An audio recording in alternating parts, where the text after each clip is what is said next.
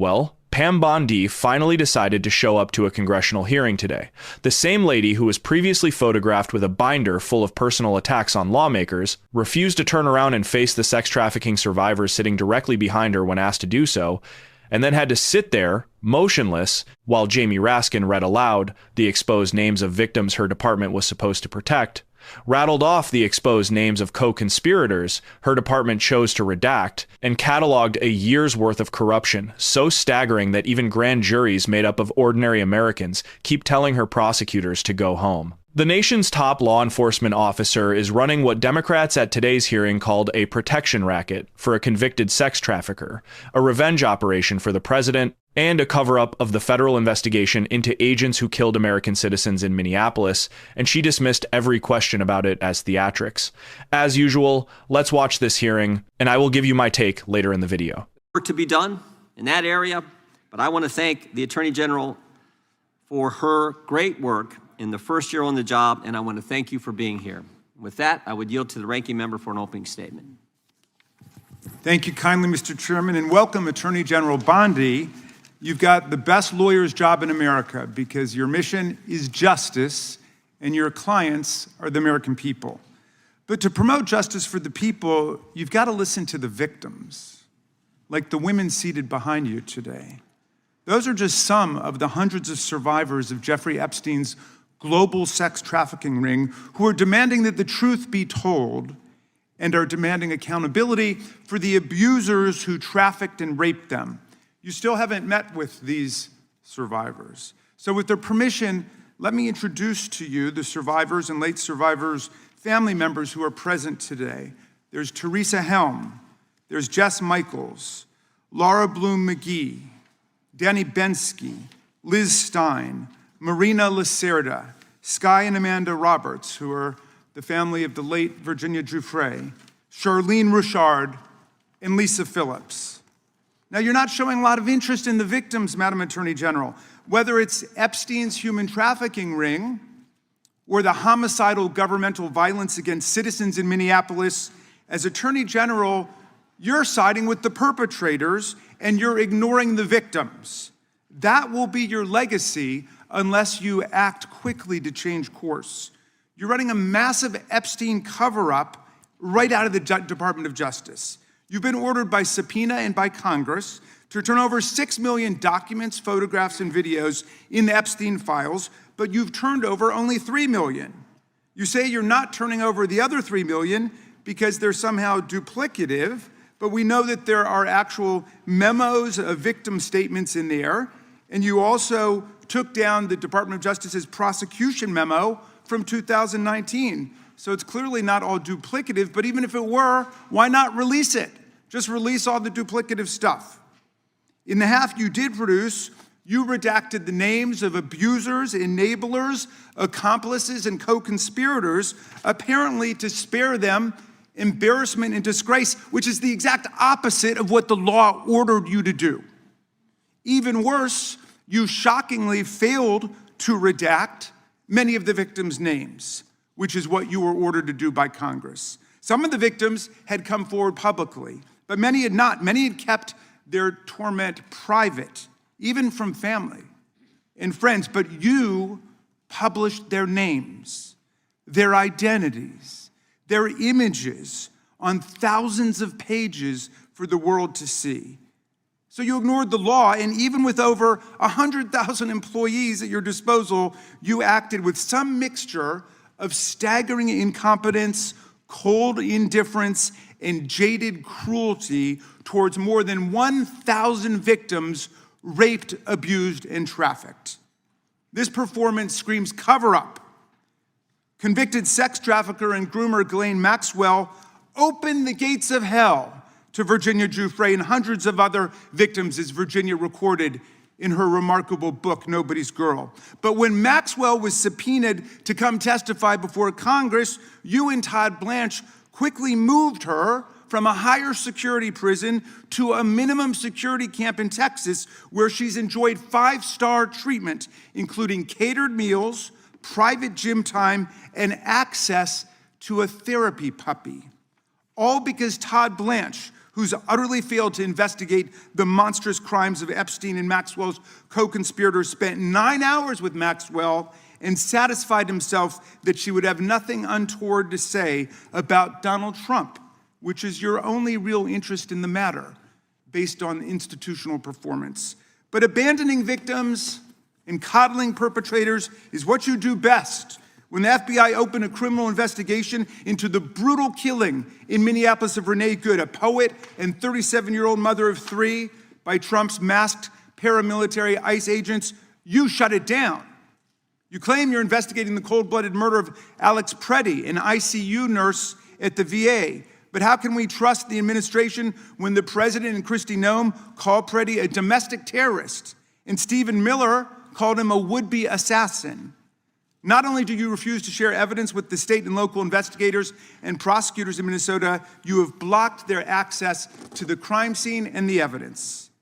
How are you seeking justice for Marimar Martinez, the Montessori school teacher in Chicago who was shot 5 times by a Border Patrol agent who bragged about it on text? Or the family of Keith Porter, a father of 2 shot and killed by an off-duty ICE agent in LA?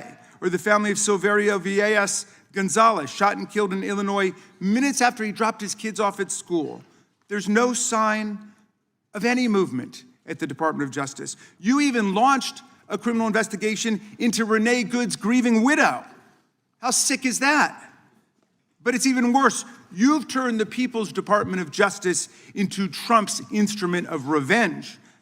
Trump orders up prosecutions like pizza, and you deliver every time. He tells you to go after James Comey, Letitia James, Lisa Cook, and Jerome Powell, the head of the Federal Reserve Board, and members of Congress like Adam Schiff, Mark Kelly, Alyssa Slotkin, Chrissy Houlihan, Jason Crow, Chris DeLuzio, and Maggie Goodlander, to name a few, and you snap to it. You replace real prosecutors with counterfeit stooges who robotically do the president's bidding. Nothing in American history comes close to this complete corruption of the justice function and contamination of federal law enforcement. And the good news is many serious lawyers at DOJ, including some of your own original appointees, have refused your lawless orders. Danielle Sassoon, your original pick for acting U.S. Attorney in Manhattan, resigned rather than follow your corrupt order to quash an indictment against Mayor Eric Adams as a political favor from Donald Trump. A Federalist Society member who clerked for Justice Scalia, U.S. Attorney Sassoon, refused to participate in this blatantly corrupt scheme. Her top assistant, Hagan Scotten, an Iraqi war vet and 2-time Bronze Star recipient who clerked for Chief Justice Roberts and then Judge Kavanaugh, promptly resigned too, writing to your office, quote, "I expect you will eventually find someone who is enough of a fool or enough of a coward to file your motion, but it was never going to be me." You and the president nominated Eric Siebert, a 15-year career prosecutor, to be your U.S. attorney for the Eastern District of Virginia. But after 5 months of investigating Letitia James and James Comey, he found no evidence to justify criminal charges. So you forced him out. You replaced him with Lindsey Halligan, Trump's personal lawyer from the Mar-a-Lago documents case, who had 0 prosecutorial experience and no qualifications. And then you were humiliated when a federal judge found that this corrupt appointment was blatantly unlawful and threw out Halligan's indictments entirely. And grand juries of American citizens have repeatedly rejected your vendettas and baseless indictments brought by the hacks left at DOJ now, with 2 different grand juries in Virginia voting down indictments against Letitia James in a single week. And just yesterday, another grand jury shut down your vendetta factory by rejecting indictments against the 6 members of Congress who had spoken out to remind all service members that they have a duty to refuse illegal orders. You tried to get a grand jury to indict 6 members of Congress who are veterans of our armed forces on charges of seditious conspiracy simply for exercising their First Amendment rights. I hope you will heed the wisdom and the constitutional patriotism of those grand jurors and not try it again by doubling down on that humiliation. As your best lawyers are sacked for having participated in the January 6th case or just flee for the exits now, your new lawyers keep lying in court. In dozens of cases, they've been excoriated for lying to federal judges. Chief Judge Boasberg, right here in D.C., suggested your Department of Justice perpetrated a fraud on the court. Other judges found your statements to be, quote, inexplicably misleading, patently incredible, totally inconsistent, and so disingenuous that the court is left with little confidence that the government can be trusted to tell the truth about anything. Now, as ranking member, I asked the chairman to add a few extra rounds of questions today because we each have 5 hours of questions, not 5 minutes, but we're stuck with 5 minutes. That's clearly insufficient to give voice to America's victims and survivors and to demand answers about all the corruption and cover-ups that we see at DOJ right now. We've got just one round, so we ask you politely but firmly, Madam Attorney General, please do not waste 1 second of our precious time by evading questions, by changing the subject, or engaging in personal attacks against members of Congress. We saw your performance in the Senate, and we're not going to accept that. This isn't a game. In the Senate, you brought something with you called a burn book, a binder of smears to attack members personally for doing the people's work of oversight. Please set the burn book aside and answer our questions. And when you hear us reclaim our time, that means it's time for you to stop speaking. We only have 5 minutes, so when we reclaim our time, that means you stop. And if you don't, we will ask the chair to stop the clock and let you go on his time. The quality of justice in America depends on the character of our government. Please do your job and bring the Department of Justice back from the brink. The survivors seated behind you and the American people watching everywhere deserve a Department of Justice worthy of its name. I yield back, Mr. Chair. Without objection, all of the opening. So here's what you need to know that maybe you didn't already. When Raskin talks about Danielle Sassoon, the U.S. attorney who resigned rather than dropped the Eric Adams case, he's talking about someone with impeccable conservative credentials. This wasn't some Democratic appointee with an axe to grind. According to NBC News, Sassoon was a Federalist Society member who clerked for Justice Antonin Scalia. She successfully prosecuted Sam Bankman-Fried. Trump himself appointed her to lead the Southern District of New York. And when she was ordered by acting Deputy Attorney General Emil Bove to dismiss the Adams indictment, she wrote an 8-page letter to Bondi explaining that Adams's legal team had repeatedly urged what amounted to a quid pro quo, essentially, dismiss the charges, and Adams will help with immigration enforcement. Sassoon called it a breathtaking and dangerous precedent. Then she resigned. And Hagan Scotten, the Iraq war vet, 2-time Bronze Star recipient, and former clerk for both Justice Kavanaugh and Chief Justice Roberts, resigned alongside her, writing the line Raskin quoted, "I expect you will eventually find someone who is enough of a fool or enough of a coward to file your motion, but it was never going to be me." That's a Bronze Star recipient and Roberts' clerk saying that to the Attorney General of the United States. That is not normal. Now, the Lindsey Halligan situation is, if anything, more damning than Raskin had time to explain. According to CNN and NPR, also covered by AP News and CBS News, after career prosecutor Eric Siebert spent 5 months investigating Letitia James and James Comey and concluded there wasn't sufficient evidence to bring charges, he was pushed out. Bondi then installed Halligan, Trump's personal defense lawyer from the Mar-a-Lago classified documents case, as interim U.S. attorney.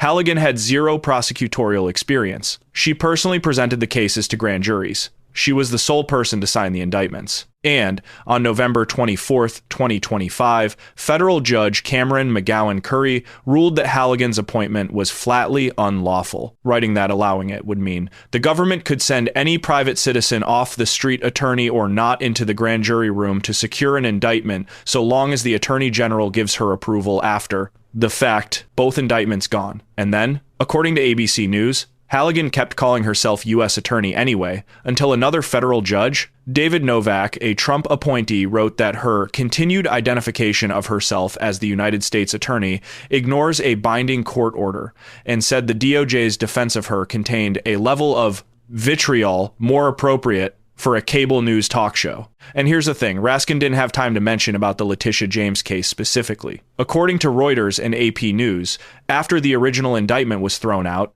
the DOJ tried twice more to get grand juries to indict her, once in Norfolk on December 4th and once in Alexandria on December 11th. Both grand juries said no. 2 separate groups of ordinary citizens in the same week looked at the government's evidence and said, this isn't enough. Then, just yesterday, literally the day before this hearing, a grand jury in Washington rejected the DOJ's attempt to indict 6 members of Congress on charges of seditious conspiracy. The crime in question? Making a 90-second video reminding military service members that they have a duty under the Uniform Code of Military Justice to refuse unlawful orders. All 6 lawmakers are veterans or former intelligence officials. According to CBS News and The Washington Post, the charge was pursued by U.S. Attorney Jeanine Pirro, the former Fox News host, at the direction of a president who publicly said their actions constituted seditious behavior punishable by death.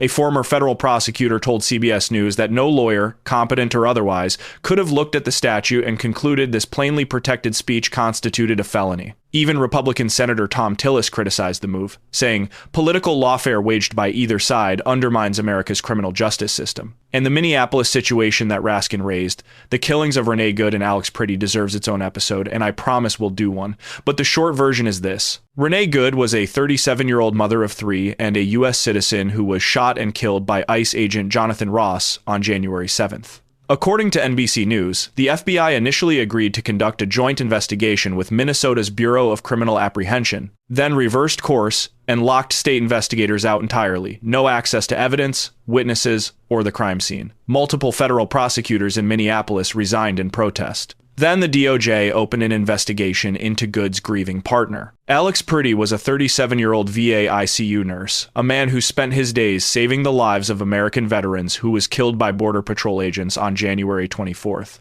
Stephen Miller, without evidence, called him a domestic terrorist. The president called him a threat. So when Raskin says nothing in American history comes close to this complete corruption of the justice function, he is not being hyperbolic. He is being precise. What's happening is straightforward. The Department of Justice has been converted from an institution that enforces the law into one that enforces the president's will. When Trump wants someone prosecuted, Bondi delivers, even when grand juries keep rejecting the cases. When Trump wants someone protected, Bondi protects even when it means hiding the names of Epstein's co-conspirators while accidentally publishing the names of his victims.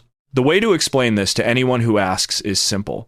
The Attorney General's job is to represent the American people, and this Attorney General represents one person. So what does this actually mean going forward? On a personal level, it means that if you are someone this president doesn't like, if you're a state attorney general who held him accountable, a former FBI director, a sitting senator, a nurse at a VA hospital, the full weight of the federal government can be aimed at you.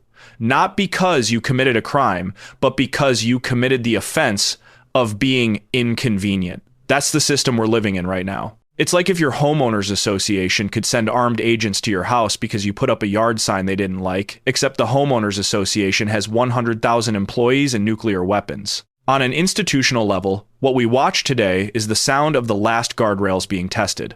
The good news, and Raskin highlighted this, is that the guardrails are holding in places nobody expected. Grand juries of everyday Americans are refusing to rubber stamp political prosecutions.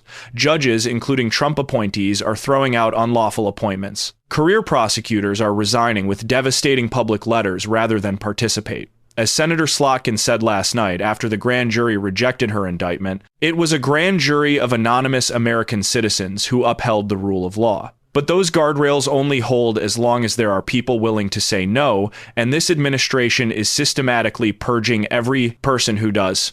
And for what? What is any of this actually for? Is it to make Americans safer? Grand juries keep saying the cases are garbage. Is it to get accountability for Epstein's victims? They redacted the co-conspirators and exposed the victims. Is it to restore public trust in the DOJ? Federal judges are using phrases like fraud on the court and patently incredible to describe DOJ lawyers' statements. No. This is about one thing, making sure that the machinery of American justice serves exactly one client. And the Attorney General showed up to a hearing about it and dismissed every substantive question as theatrics, the same approach she used at the Senate hearing in October, where, according to the Daily Beast, Reuters photographers captured her folder full of pre-written insults, including a reminder to call a senator a total hypocrite that she apparently couldn't memorize on her own. Here's where things stand as of right now. Pam Bondi is testifying before the House Judiciary Committee, while Epstein survivors in white sit behind her, while the DOJ's appeal of Lindsey Halligan's dismissal was literally filed yesterday. While grand juries across the country keep rejecting her prosecutors' cases, and while the families of Renee Good and Alex Priddy wait for an investigation that their own attorney general has actively obstructed. This isn't about whether you're a Democrat or a Republican. This isn't about partisanship. This is about whether the Department of Justice, the institution that is supposed to represent every single American, answers to the law or answers to a man. And the answer, right now, based on the public record, based on the resignations, based on the judge's rulings, based on the grand jury rejections, is clear. Jamie Raskin told Bondi today that the quality of justice in America depends on the character of its government. The character of this government is sitting in a hearing room right now, refusing to turn around and face the survivors sitting 6 feet behind her. Turns out you don't need a burn book when the truth is already doing all the burning for you. If you found this breakdown helpful, comment below with your thoughts and let us know where you stand on these issues. Be sure to like this video and share it with someone who needs to hear what's really happening. Don't forget to click the bell icon and subscribe so you never miss future updates and deep dives like this. Thanks for watching, and we'll see you in the next one.